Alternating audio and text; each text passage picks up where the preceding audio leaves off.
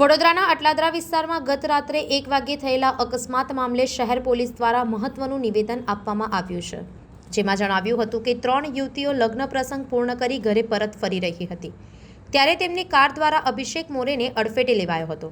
કારમાં ઋષિકા સદનાની, તનિષા અને વિસ્મય પટેલ હાજર હતા. પ્રારંભિક તપાસમાં નશાની સ્થિતિ જણાઈ નથી અને યુવતી પાસે માન્ય લાયસન્સ મળી આવ્યું છે. થારના માલિક અંગે તપાસ ચાલુ છે. ઘટના સ્થળેના સીસીટીવી ફૂટેજ એકત્રિત કરવામાં આવી રહ્યા છે. જો કોઈ પુરાવાનો નાશ થયો હશે તો કડક કાર્યવાહી કરવામાં આવશે. મૃતકને યોગ્ય ન્યાય મળશે તે પોલીસ દ્વારા સ્પષ્ટ કરવામાં આવ્યું છે. સંવાદદાતા સાથે અભિપ્રાય ન્યૂઝ, વડોદરા.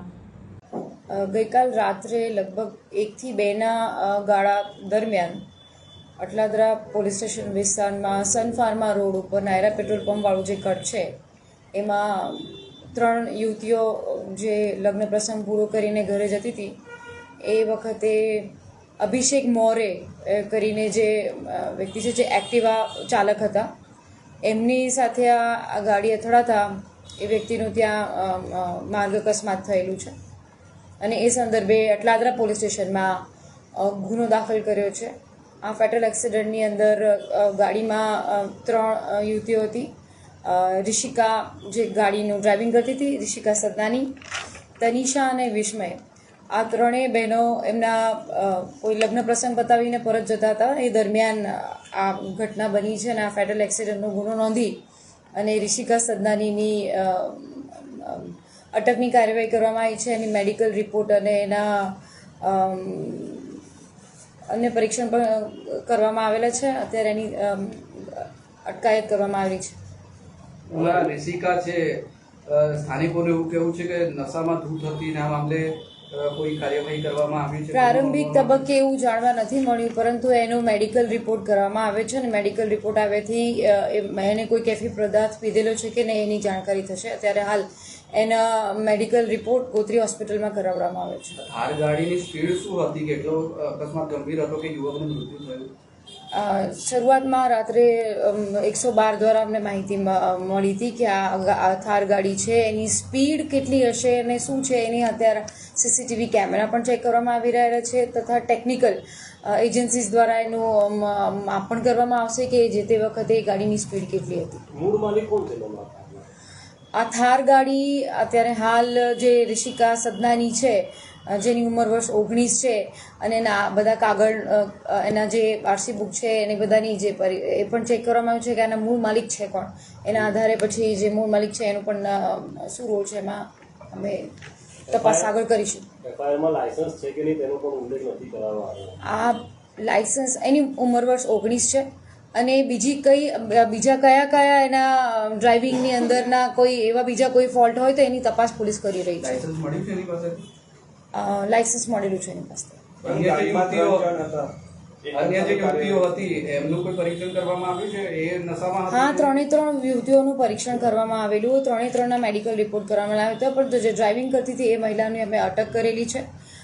બાકી જે અન્ય એની મિત્રો છે એ એના અન્ય બહેનપણી છે, એના લગ્નના પ્રસંગ પતાવીને એ પરત આવી રહ્યા હતા અને આ જે બીજી બહેનપણી છે વિસ્મય પટેલ, એના ઘરે મૂકવા જઈ રહ્યા હતા, જેનું ઘર ત્યાં હતું. એ દરમિયાન આ ઘટના બની છે. અને જે આરોપી છે ઋષિકા, એ શું કરે છે? ઋષિકા એ ફર્સ્ટ યરમાં અભ્યાસ કરે છે. એની ઉંમર વર્ષ 19 છે. પહેલા વર્ષમાં NISVમાં ભણી રહી છે. આ મામલે હવે અટલાદરા પોલીસ મથકે કઈ કલમ હેઠળ ગુનો નોંધવામાં આવ્યો છે? શું કાર્યવાહી? BNSની કલમ 281, 106, MV એક્ટની કલમ 177, 184 પ્રમાણે ગુનો નોંધવામાં આવેલો છે અને અટલાદરા પોલીસ એની તપાસ કરી રહી છે. NISV. પરિવારનો આક્ષેપ છે કે રાતે જ્યારે અકસ્માત થયું ત્યારે કાર ઉપર લોહીના ધબ્બા નહીં હતું, અત્યારે સવારમાં લોહીના ધબ્બા ધોઈ નાખે છે. કેટલી સત્ય છે? તપાસમાં કંઈ આવ્યું છે બહાર? સીસીટીવી કેમેરા પણ અમે લોકો એકત્રિત કરી રહ્યા છીએ. રાત્રે પરિવારનો આક્રોશ અને ઉગ્ર હતો. એમના પરિવારના સભ્યોની સમજાવવામાં આવ્યા છે.